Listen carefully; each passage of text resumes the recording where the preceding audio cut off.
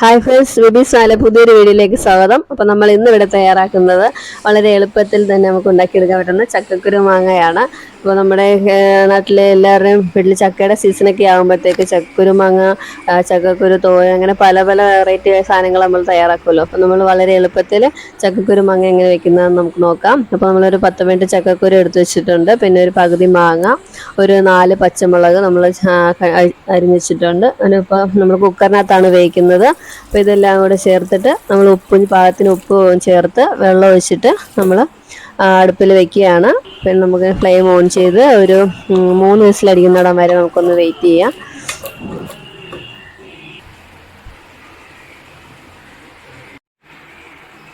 അപ്പോൾ നമ്മൾ അരപ്പിന് വേണ്ടിയിട്ട് ഒരു അരമുറി തേങ്ങ നമ്മൾ മിക്സിയുടെ ജാറിനകത്ത് എടുത്ത് വെച്ചിട്ടുണ്ട്. അതിനകത്തോട്ട് നമുക്ക് 1/4 സ്പൂണ് നല്ല ജീരകവും 5 വെളുത്തുള്ളിയും ഒരു ചെറിയ സ്പൂൺ 1 സ്പൂൺ മഞ്ഞൾപ്പൊടിയും കൂടെ ചേർത്ത് കൊടുക്കുക. എന്നിട്ട് വെള്ളം ഒഴിച്ച് നല്ലതായിട്ട് അരച്ചെടുത്തിട്ട് വരാം. അപ്പോൾ നമ്മൾ കറിച്ചട്ടിക്കകത്താണ് തയ്യാറാക്കുന്നത്. അപ്പോൾ നമ്മൾ വേവിച്ച് വെച്ചിരിക്കുന്ന ചക്കക്കുരു മാങ്ങ അതിനകത്തോട്ട് ചേർത്ത് കൊടുക്കാം. നല്ലതായിട്ടൊന്ന് തിളയ്ക്കുന്ന വെയിറ്റ് ചെയ്യാം.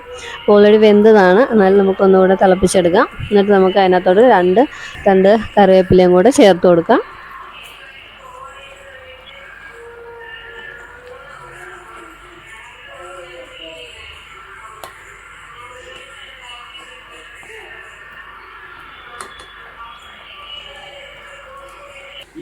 അപ്പോൾ നല്ലതായിട്ട് തിളച്ചിട്ടുണ്ട്. നമുക്ക് അതിനകത്തോട്ട് അരപ്പ് ചേർത്ത് കൊടുക്കാം.